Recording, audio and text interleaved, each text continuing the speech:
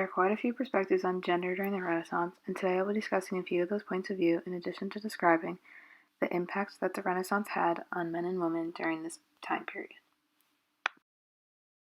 The Renaissance, or rebirth, was a period of creation and openness across Europe. According to Britannica, it was primarily a time of revival of classical learning and wisdom after a long period of cultural decline and stagnation.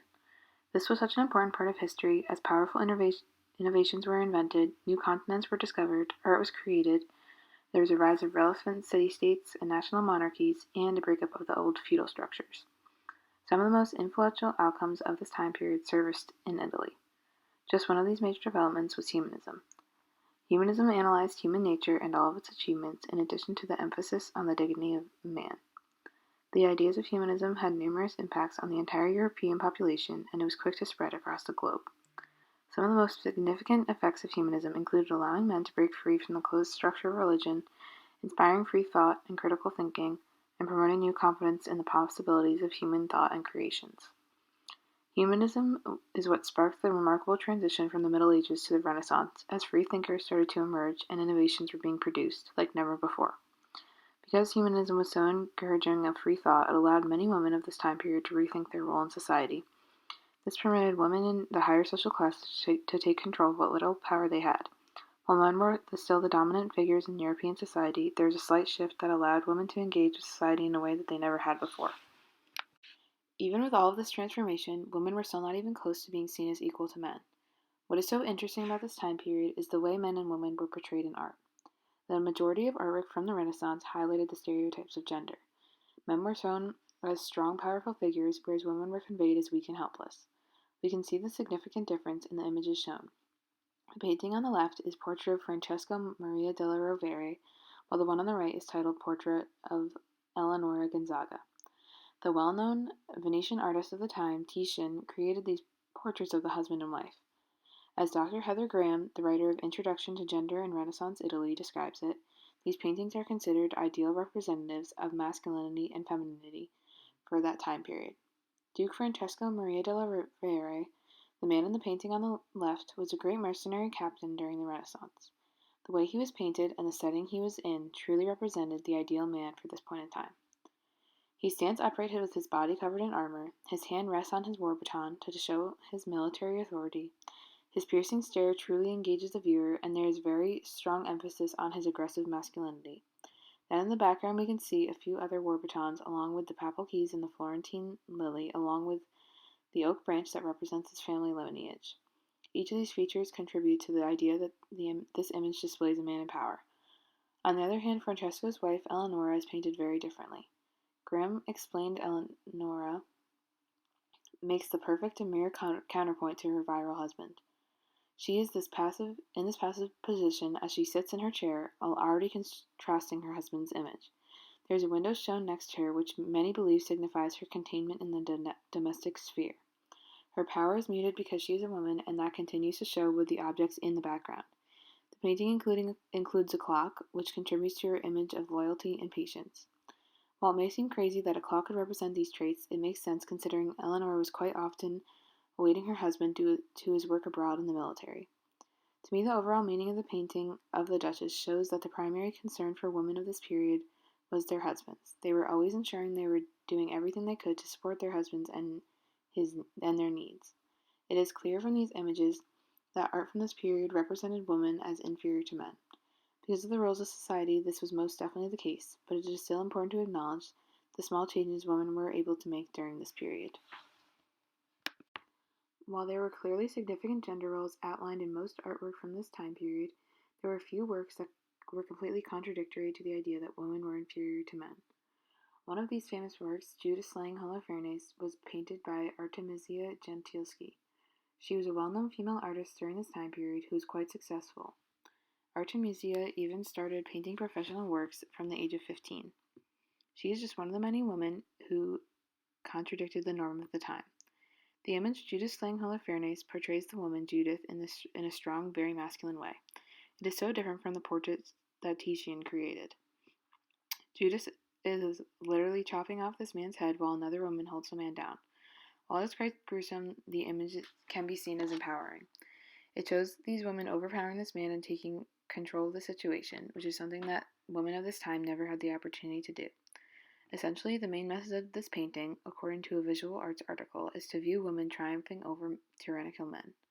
I am surprised that Artemisia was able to become so well known during this period, especially considering the work she was producing. However, this completely changes the perspective of gender that was told during the Renaissance period. Another important representation of gender from this period is seen in literature. Both the Decameron by Giovanni Boccaccio and The Prince by Niccolò Machiavelli address gender and the various roles that men and women from this period played. In The Prince, Machiavelli discussed how he believed that fortune was feminized and most women desired marrying rich in order to gain power in society. Additionally, he believed that a true man would show their masculinity to women by aggressively pursuing them. He goes on to say that not every man was capable of displaying this level of dominance in society. However, when they did, their forceful mastery placed them in power positions. So clearly he shared the perspective that women were not capable of withholding positions of power. Then in the Decameron, there is a series of stories in which men and women are portrayed in a very similar way. It starts with day 1 in the 4th story. This was the story of the monk and the abbot. One day when the monk was in the garden, he saw a girl who he believed to be the farmhand's daughter. He approached the girl and started a conversation with her, which somehow led to them returning to his chambers together.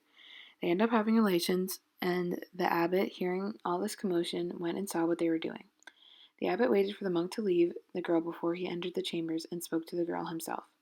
She immediately started crying out of embarrassment, considering this was not what a woman of this time period should be doing, and it was seen as a sin for women to participate in these relations out of wedlock. The abbot took advantage of this, and as the book states, Master Abbot, having looked her up and down, saw that she was a nice, comely wench, and despite his years, he was promptly filled with fleshly cravings, no less intense than those his young monk had experienced.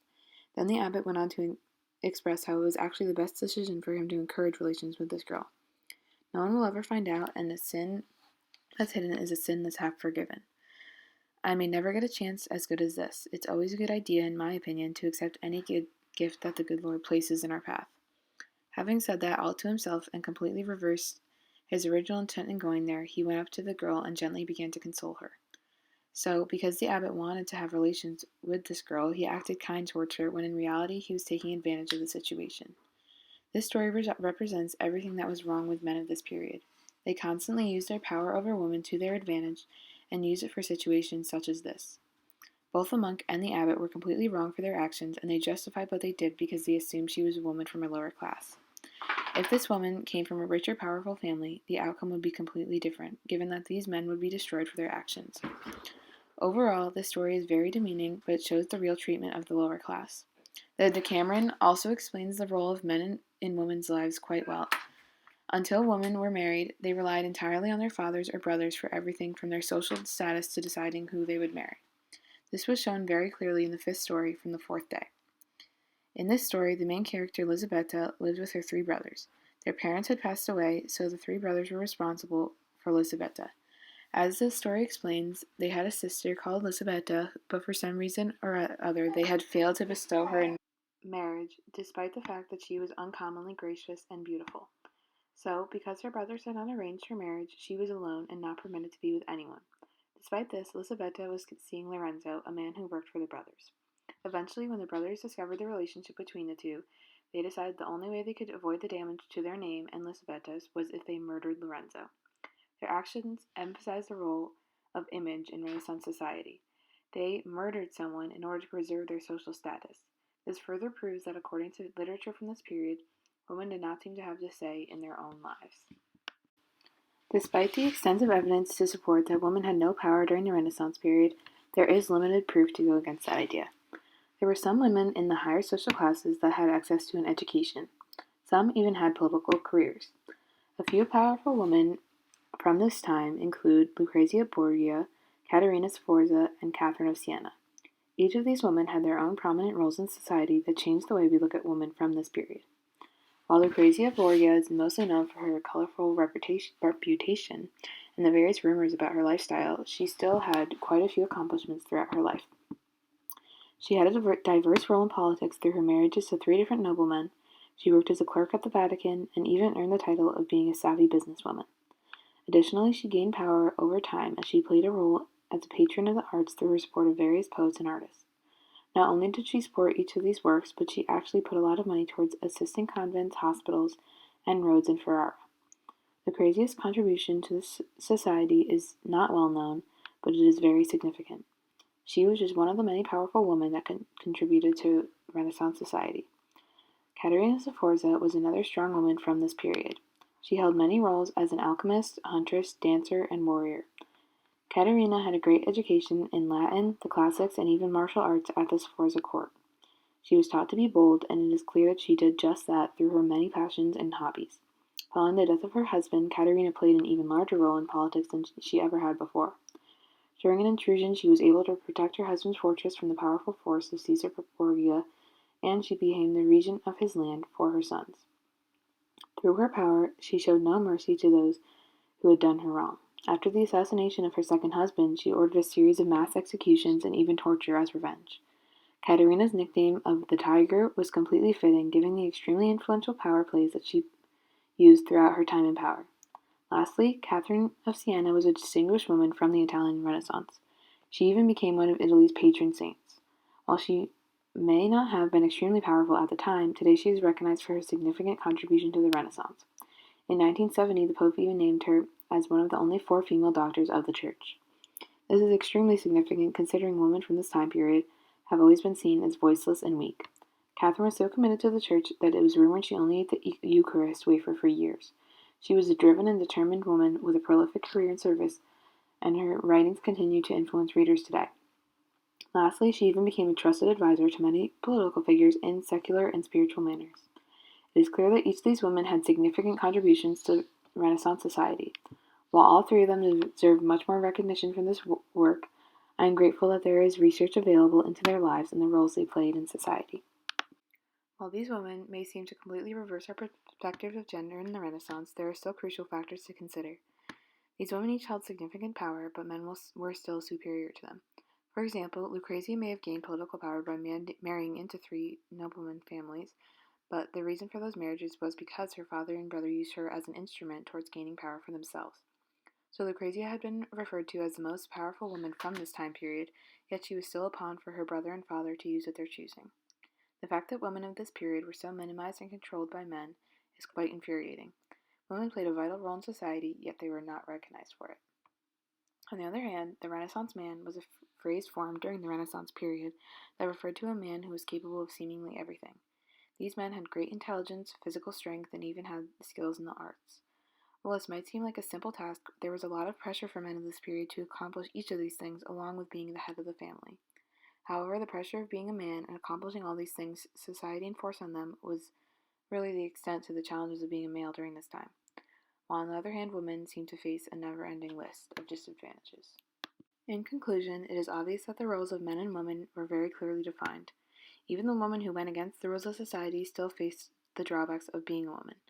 While it is quite unfortunate that women of this time period struggled and faced so much adversity, the small steps they made towards progress are what allow women like me to have all the amazing opportunities that I do. I hope that our society continues to make steps towards equal rights for men and women, and I am grateful that I was able to learn about the many powerful women who played such strong roles during the Renaissance period.